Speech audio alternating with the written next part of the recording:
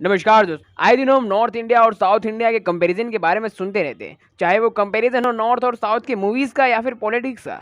वहीं north India के लोग साउथ इंडिया के लोगों को उनकी लैंग्वेज और उनकी स्किन के वजह से उनका मजाक उड़ाते हैं, तो साउथ इंडिया के लोग नॉर्थ इंडिया के लोगों को गरीब, अनपढ़ और अशिक्षित कहकर उनका मजाक उड़ाते हैं। लेकिन क्या इंडिया में ही रहकर नॉर्थ इंडिया और साउथ इंडिया करना सही है? खैर, ये तो वहाँ के लोगों पर निर्भर है। पर क्या सच में इंडिया गवर्नमेंट ने इंडिया को नॉर्थ इंडिया और साउथ इंडिया में बांटा है? तो इसका जवाब है ना।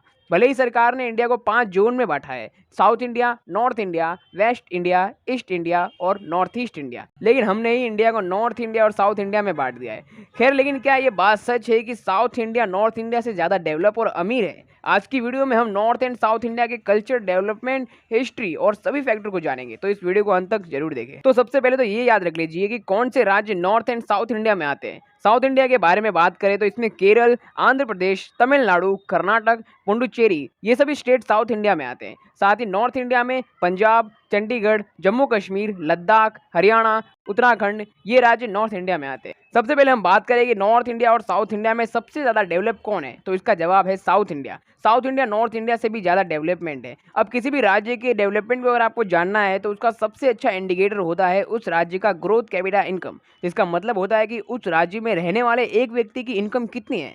साउथ इंडिया की डेवलपमेंट को आप इसी से पहचान सकते हो कि हाईएस्ट ग्रोथ कैपिटा इनकम में साउथ इंडिया से कर्नाटका सबसे ऊपर आता है। साथ ही नॉर्थ इंडिया से हरियाणा भी इस लिस्ट में ऊपर आता है, लेकिन नॉर्थ इंडिया के कई राज्य बॉटम में आते हैं, यानी नीचे की ओर आते हैं। नॉर्थ से बिहार, जिसकी ग्रोथ कैपिटा इनकम है अप्रोक्सीमेटली 46,605 रुपए, और वही कर्नाटका की ग्रोथ पर कैपिटा इनकम है 2,36,541 रुपए। इसी बात से आप अंदाजा लगा सकते हैं कि साउथ इंडिया में इनकम कितनी हाई है। साथ ही कर्नाटका, केरल, तमिलनाडु, आंध्र प्रदेश, साउथ के ये राज्य अकेले इंडिया की जीडीपी में 30% का योगदान देते हैं। लेकिन नॉर्थ इंडिया की बात करें तो यहाँ इंडिया में जीडीपी में साउथ के मुकाबले कम कंट्रीब्यूट करते हैं, लेकिन पॉपुलेशन में ज्यादा कंट्रीब्यूट करते हैं। साथ ही गरीबी की बात करें तो इसे मेजर किया जाता है मल्टी डायमेंशनल पॉवर्टी इंडेक्स के द्वारा। अब ये क्या है, इसे भी समझ। दरअसल मल्टी डायमेंशनल पॉवर्टी इंडेक्स में फाइनेंस, एजुकेशन और इंफ्रास्ट्रक्चर, ये तीनों आते हैं, और जिस भी व्यक्ति के पास ये सुविधा नहीं होती है उस व्यक्ति को मल्टी डायमेंशनल पॉवर्टी कही जाती है।